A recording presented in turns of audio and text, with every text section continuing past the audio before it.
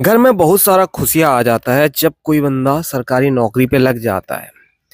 घर में सारे लोग खुश हो जाते हैं, वो खुद भी खुश हो जाता है क्योंकि समाज ने ऐसा बना दिया है कि सरकारी नौकरी जो करता है, वो एक बहुत उच्च दर्जे की इंसान है, उसने सक्सेस पा लिया। क्या ऐसा सच में है? क्योंकि एक सरकारी नौकरी वाला कभी भी अपने लाइफ पे अगर उसकी एवरेज सैलरी 50,000 है तो वो कभी भी करोड़पति नहीं बन सकता। मैथमेटिकली ये नहीं हो सकता। मैं आपको बताता हूँ क्यों। क्योंकि एक बंदा जिसकी सैलरी 50,000 है, सरकारी नौकरी किया है उसने, तो पहले तो तुरंत ही 50,000 की नौकरी मिलना बहुत ही ज़्यादा ही मुश्किल है। पहले तो सरकारी नौकरी लगना ही मुश्किल है, यहाँ पे चपरासी की नौकरी लगना मुश्किल है। फिर भी मान लो बहुत ज़्यादा मेहनत किया, उसके पास टैलेंट है, उसके पास हुनर है, फिर भी उसने 50,000 की नौकरी ले ली। तो मान के चलो उसके पास फिर हज़ारों तरीके की प्रॉब्लम है। पहला उसको शादी करना है, दूसरा उसको घर बनाना है, तीसरा उसके पास मेडिकल की जो प्रॉब्लम है, फिर उसके बाद अपनी बहनों की शादी करवाना है, फिर माँ-बाप को सँभालना है, फिर उसके बाद बीमारी वगैरह है, फिर उसके शौक वगैरह है, ट्रैवल, फ़ोन, लैपटॉप, दुनिया भर की चीज़ें हैं, फिर ईएमआई वगैरह है। इस बीच वो कितना पैसा बचाएगा और कितना पैसा रखेगा जिससे कि वो धीरे-धीरे करके करोड़पति बनेगा। मान लेते हैं कि वो 2 नंबरी पैसा नहीं रखता, वो एक ईमानदार इंसान है।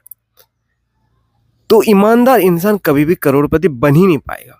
अगर वो 50,000 महीने का कमाता है, घर वाले कितने भी खुश हो, लड़की वाले मान जाए, दुनिया भर के लोग उसे एग्री करें, बट हो ही नहीं सकता। बिकॉज़ मान लो किसी बंदे की सैलरी है 50,000, तो उसने बहुत ज़्यादा मतलब 20,000 खर्च कर लिया। अपनी जो घर खर्च है, पूरा इंटरनेट बिल, मोबाइल रिचार्ज वगैरह, मतलब मेडिकल की जो भी एक्सपेंसेस है, सब कुछ हटा के उसने 30,000 रुपये महीने बचाना स्टार्ट किया और उसने म्यूचुअल फंड में डाला या फिर कहीं पे ऐसे जगह पे उसने एफडी कर दिया, मान लेते हैं, जिसकी इंटरेस्ट रेट है 10%। तो एक महीने में उसने 30,000 बचाया, तो 12 महीने में कितना हुआ? 12 तिरी 36, यानी कि 3,60,000। तो ये 10 साल अगर सेम रेट से अगर ये सेविंग या इन्वेस्टिंग करेगा तो उसकी जो इन्वेस्टेड अमाउंट होगा कितना होगा आप बताओ? 36 लाख। बस 36 ही लाख होगा। तो 10 साल में उसने 36 लाख रखा, हमने कोई भी इंटरेस्ट नहीं जोड़ा यहाँ पे। तो अगर 20 साल में वो 72 लाख रुपीस रख लेता है, बट एक चीज जैसे ही आता है ना, वो सारे पैसे खत्म हो जाते हैं।